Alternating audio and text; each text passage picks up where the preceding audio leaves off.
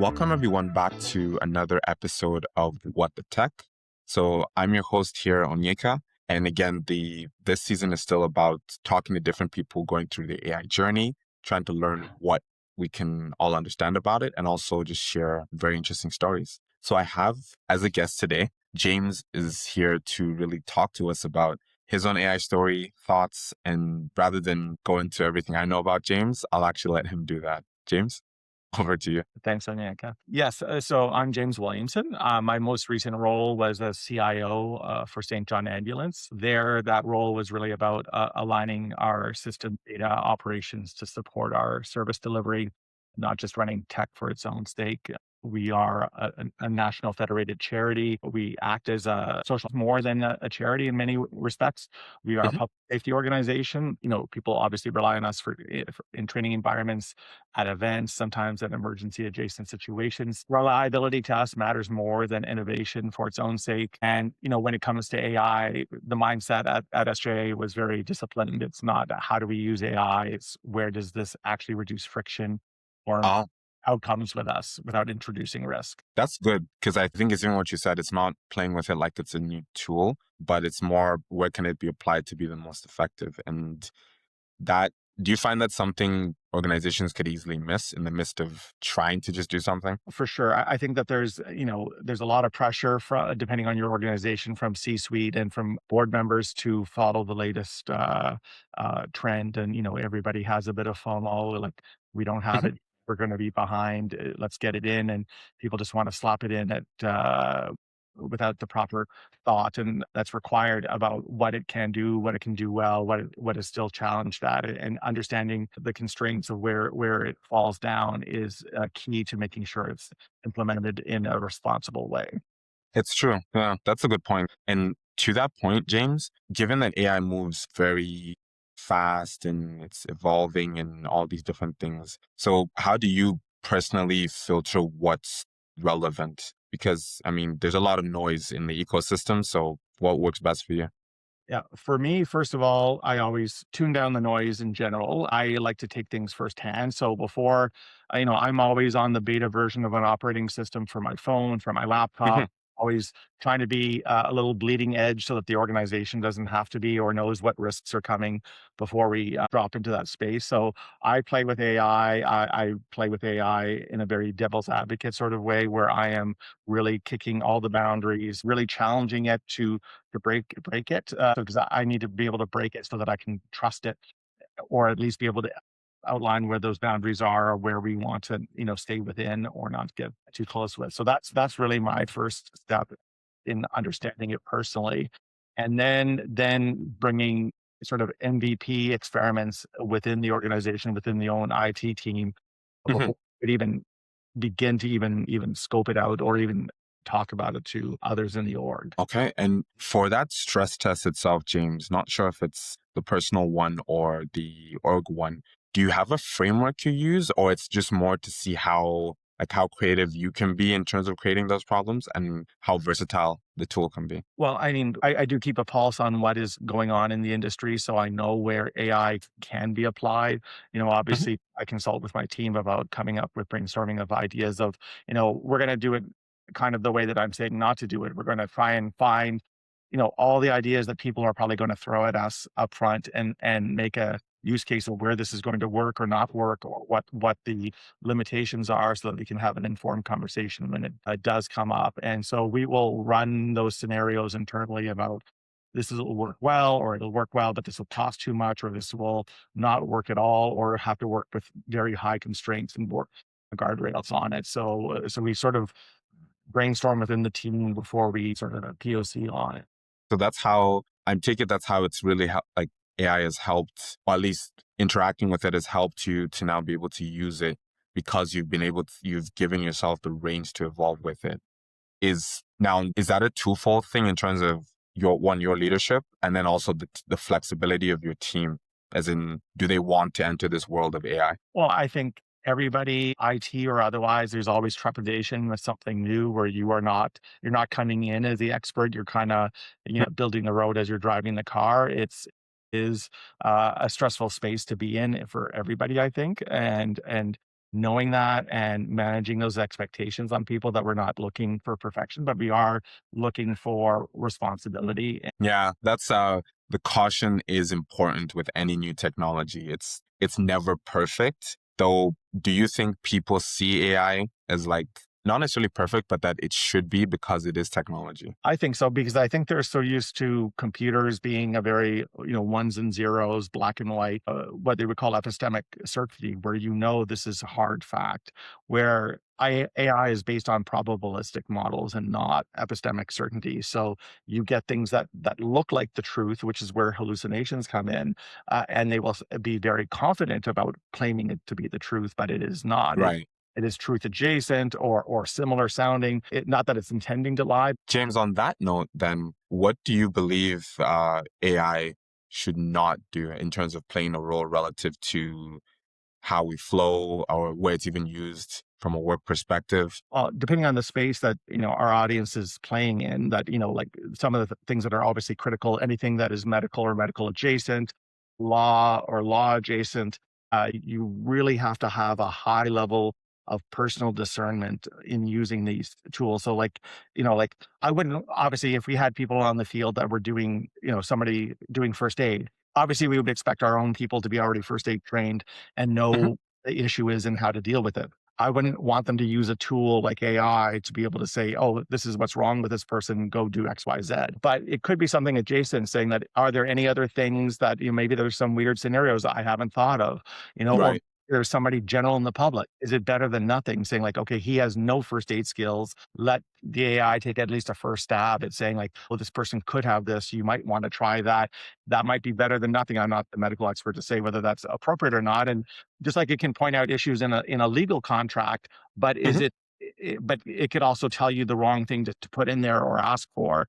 Or it could also say something is wrong when it's actually not wrong. So it gives you a starting point to start self-reflection and asking questions. But what a lot of people Right. do is they just blindly accept what it is and move on.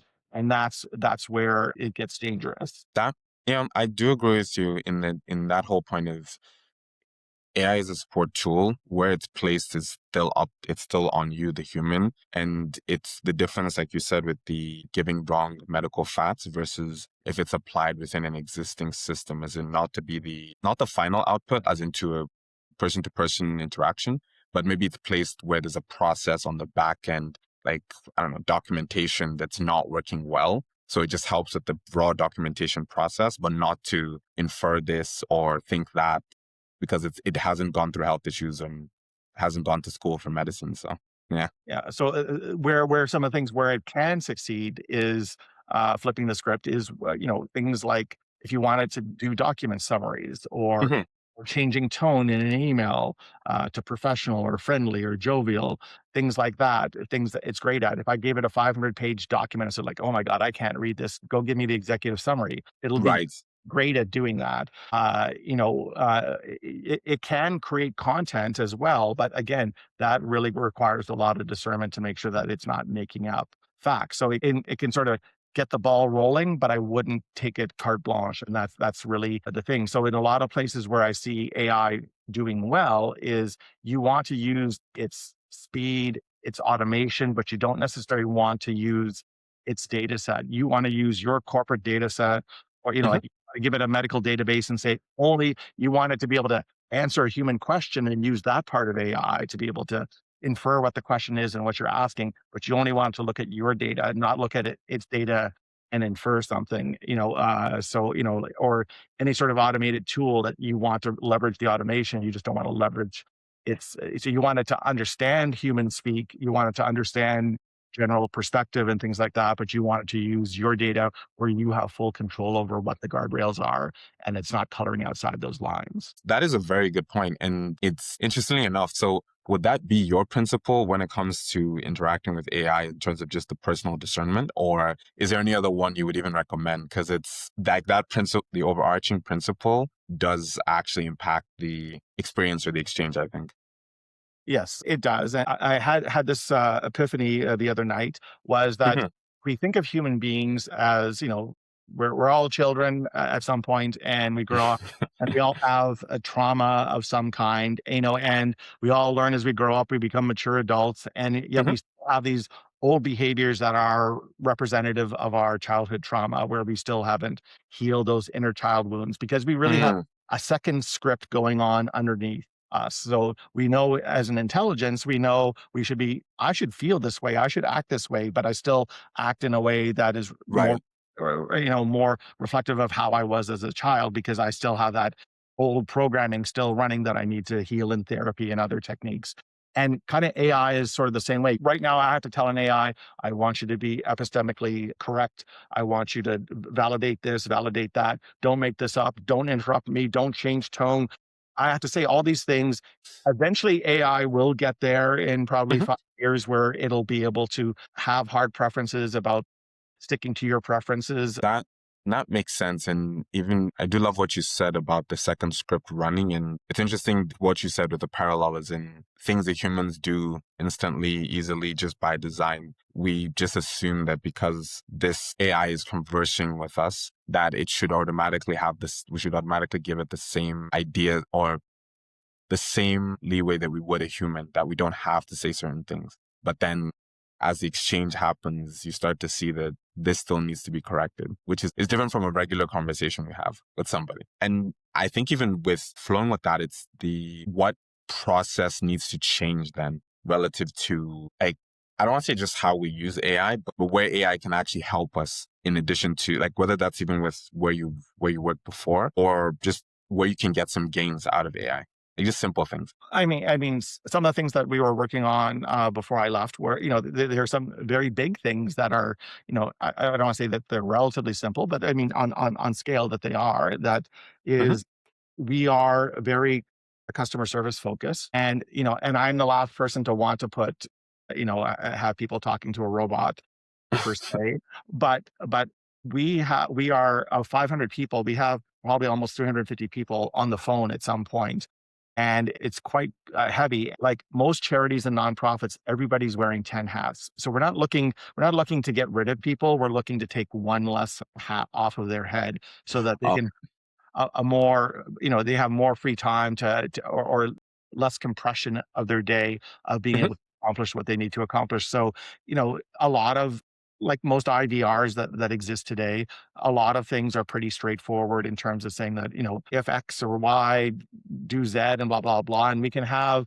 an AI based IVR or an AI based chatbot allow people to do far more self-serve, which I think most people are moving towards anyways. A lot of people really just say, I don't want to talk to a human. I just want to get this boom, boom, boom done out the door. mhm, There are some people that want to talk to people, and of course, an AI is not going to handle every situation, but you want it to be able to handle the low hanging fruit and then just allow the people there to do the heavy lifting on the complex issue. So if you eventually make your way through the queues of it can answer your question with certainty, then it'll go to a human, but it's taken a lot of load off of CSRs and allowing them to do other more valuable work at the time. And again, this is where I would say you're constraining it. We would constrain it to like a data set. Here's all the customer service, sales, and marketing rules about mhm. SJ. And this is the data set you're working from. You're not allowed to answer anything outside of that. We're really just leveraging the AI to understand the human speak. So whether it's a text through chat or voice, and I'm saying this is what my ask is. Go look for the data and provide it to the person. If it's more complex, we'll route it to a human, but it can take a lot of load off of that. Yeah, that's a very actually interesting point you're mentioning there about I think even if you're marketing it internally, it's the how many hats is it taking off the individual so that it doesn't feel like it's coming for someone's job, but it's more it is an actual assistant. It needs you to help with the operating and the exchange. James, in my head, I just keep trying to see if I keep thinking if there's a tool where on a live call, the AI could either the AI is the caller or not the caller, the AI is actually having an exchange where a caller calls in, the AI is actually taking the conversation, but the human can be ready to sub in if needed. Or it's one where the human takes the conversation, but the AI is reading ahead based on what's actually being said on the transcript. Oh, because I feel like the human needs to still be there for the emotional, like picking up the tone, or not just tone, but emotional connection. But that's my own perspective. What do you think? I would have agreed with you, but AI now can understand tone as well. They can infer tone from both text and from spoken word, so that they can understand sentiment and use that, which is actually something great. Say, like if you were in politics, to understand if someone's angry or someone's happy with you, and to understand what a voter's potential support is or where they're leaning based on that sentiment. So there are tools. So yes, of course, if someone's just like, I want to book a course on did a POC, I live in Mississauga and I want something between this date and this date that starts at 9 a.m. And can you tell me what's possible? And they tell you the classes, the dates. You say yes, it books it for you. It might then ask you for a credit card number. Uh, and book it, and boom, you're done. If it's just like, well, I'm not sure if I'm supposed to take course A or B, it can also answer some of those questions. But if you're still not sure, one, to go to an agent and answer that. Or if you're like, I went to the course and I don't feel like I got my money's worth, the AI is Mhm. not going to deal with that. So, if there are like, I want my money back, or I have an issue, or things like that, then I think that, you would go to a human for those sort of, both emotionally driven and more, nuanced sort of things. But there is, most of the stuff is kind of meat and potatoes, and just leaving the people to handle the nuanced work. Yeah, I agree with you with that. With your own journey of like with AI in truth, and it's still ongoing. How would you describe it so far to that point? If you could put it to one sentence, or I don't know if it's a movie trailer or like a movie title, what would that actually be?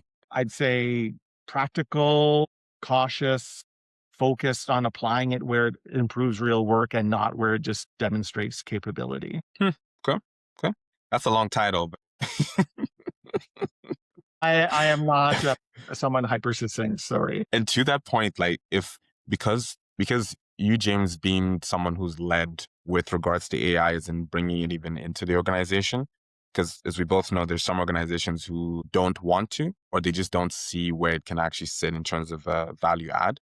And now with you doing the actual leadership part of it, what kind of skills do you think leaders need 5 years ahead when it comes to using or at least working with AI, especially in the space you just mentioned, like nonprofit, emergency services? Yeah, well, I think in general that you have to, as a leader, even today, you need to understand that AI is coming whether you like it or not, because Adobe now embeds AI in its tools. So I don't want AI, but there's no AI free version of Adobe Creative Cloud, and maybe you can find an alternate to Adobe, but those options are going to start drying up very quickly.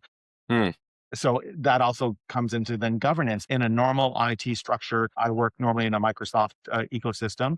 I've chosen Microsoft for a reason. Others may have choose SAP or Salesforce, et cetera. But you've chosen your ecosystem. So, I can say like, oh, well, everything is generally governed by Microsoft principles. But now if I have 10 other products that are embedding AI into them, I can't just say, I'm going to use the Microsoft AI or I'm going to use the Salesforce AI. I now have 10, 20 different companies embedding their own bespoke AIs. And how do I govern that? How do you manage that? You don't have a choice of, like, I want this tool, but I want it to use my AI. That sort of Right. flexibility doesn't exist. So you really have to think about governance. One of the uh, cases of thinking ahead, I think, is really in our own case. We had 400 SharePoint sites, and people wanted to let loose M365 Copilot, and not a problem. But we really needed to do information architecture. We had a 52 card pickup of sites, and it's not. You end up with security through obscurity. Somebody created a one-off SharePoint site that has some CEO's private documents, and because nobody knows where it is, it's basically secure in that sense, but AI is going to find it. And when It you was you're going to start pulling out private information you didn't know. So right. it's again also not getting the cart before the horse. You really want to make sure that you have your ducks in a row. That there is a lot of project work to clean up your environment to be even AI ready. And even if it's not for AI, these are still good governance things to have a clean intranet, IA, information architecture environment thought of before doing anything, let alone AIs. It's about, like, where do we think it can help, and Hmm. not to apply AI, throw it at the wall, see what sticks. I don't believe in that. We want to see where it can help, where it reduces risk, reduces friction, doesn't increase it. What are those risks that we know what they are? What is the governance around using it? Like I can't stop people from using ChatGPT. So is it better for me to have a corporate ChatGPT account where I can control the data through an enterprise Right.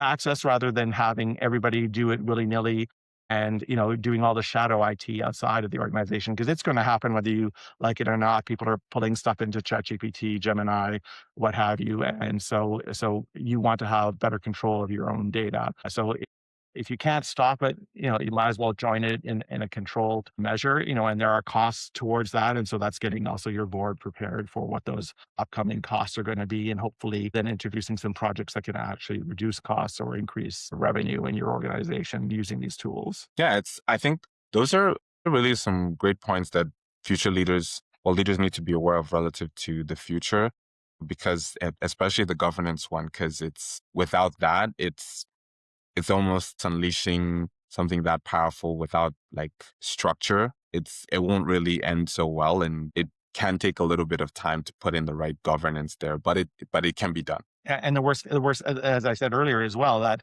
even if I'm not ready, or we as CIOs are not ready, uh, Hmm, happening whether you like it or not. So you're you not. to be ready, because all your staff are using it either at work and or at home, and you have no idea where your data is going, and you may not be ready to handle it, but it's happening. So you have to deal with the reality that's in front of you.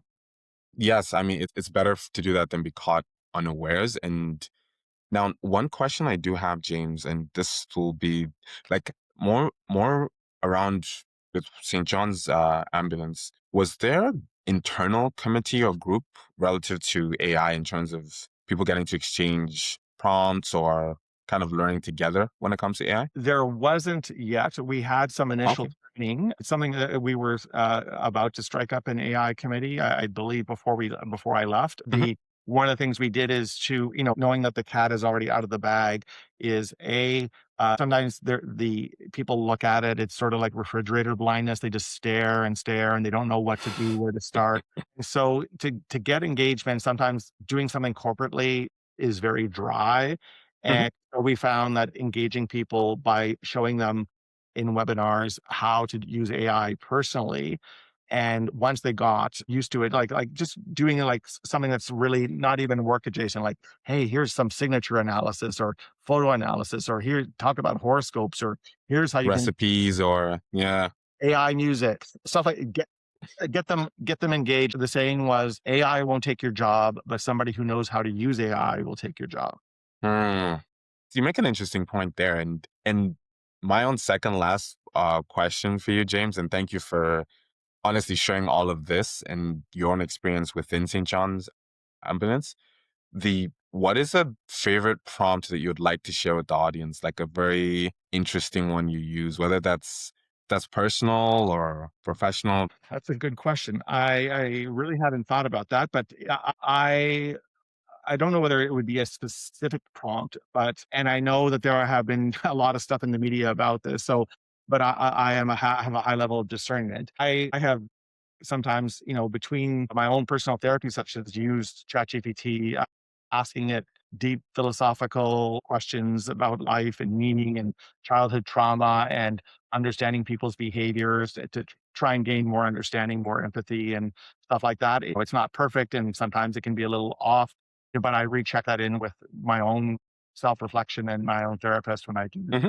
them. But it does act as a bridging piece between sessions. Okay, that's interesting actually. I mean, mine is I use Copilot personally, but it's a little different where I use it to help me with like a kind of grading photo, not photo, poster images, just to kind of see how like what is of quality and how to deconstruct it if it can. So it's like on the marketing side. So it's interesting what you're saying. It's like you use it as a reflection point in a sense, but then you'll still take it back to the original source to learn more. So. Yeah, and I will, but I try to give it as much power as possible in the sense of like I've uploaded my resume. When I was single, I had a long dating bio, and I Mhm. that. I have written some poetry. I have some philosophical rants and stuff So it understands you. writings. Yeah. So I'm trying to give it as much knowledge about who I am, how I think, how I feel, how I navigate the world, and put all that in to try and say like, now stick this in memory, what you know about me, and then let's have a conversation. Wow, that's interesting because that usually takes a lot of conversations with a human to get all of that in their head. And so then with that, actually, any last thoughts or comments, James, with regards to the AI journey, things people should just keep in mind relative to how they flow or interact with it? I think I've fairly covered everything. I mean, I guess maybe I'll end on a philosophical note that, I was, thinking back to my own childhood. I was born in the late 60s. I grew up in the 80s as my prime years. And it was a simpler time. We lived in Gen X, it lived in that transitional generation of pre-computers and then computers coming in and Hmm. stuff like that. And one of the things that it's maybe a little more existential that I think that people can relate to that often doesn't get talked about is that, what often the nostalgia for simpler times is that, you know, I miss the good old days of, like something was a puzzle, and I didn't understand something. And I just, out of my own personal self-driven curiosity, I looked into things, obviously Hmm. just, trying to figure out what this is, break it down, understand it, and make sense of it. And, so I was self-motivated, self-driven to do those sorts of things. But now as technology and society as a whole has gone into this sort of mode of don't do it because it's the right thing to do it because you have KPIs to meet, you have goals and metrics and quotas, and it's more, more, more, more, more, and you must do more, or you're going to be somebody else will take your spot, and I don't think it's a very healthy mental space to be in. And so some of the nostalgia is that like I want to do good and have faith that by doing good things, KPIs will take care of themselves, quotas will take care of Hmm. themselves, that people will feel seen and heard and connected, and that sort of performance and productivity comes naturally being self-driven rather than being pulled out of you. And I think that there's a people feel, older people like myself feel nostalgia for the times where that was once possible. Computers certainly added to it, AI Hmm. has added to it even more, and just my, I guess, not to lose ourselves and to really reground ourselves in, like how can we use AI to assist us without pulling us forward, where we choose it and helping us push our way forward. And it's just sort of my 10-cent overview of philosophy of the world and where it's going. I accept the reality that I'm in, and that, you have to meet reality where it's at and live with it. But it's also something that I think that people should reflect on, and just, where their values are and how they can stay better aligned with themselves and stay human within the pressures of what society is making us move towards. Well, thank you for that. I think in what you said, there are some important pieces to pick, like for people to pull from. And especially that point of it's not to just blindly follow because technology is there. You reflecting as a human being does matter. And the human actually should set the pace, not the human or the org should set the pace, but more the human rather than the technology. With that, James, I want to say thank you so much for being part of this whole experience, sharing your journey. I really do appreciate you just talking so candidly, and especially your point about personal discernment. I think that's what I'll take away from here, because even outside AI, personal discernment is still critical and important for the human experience. Thank you so much to all to all our viewers. Thank you so much for watching this and listening. Do have a great day, and until next time. Take care.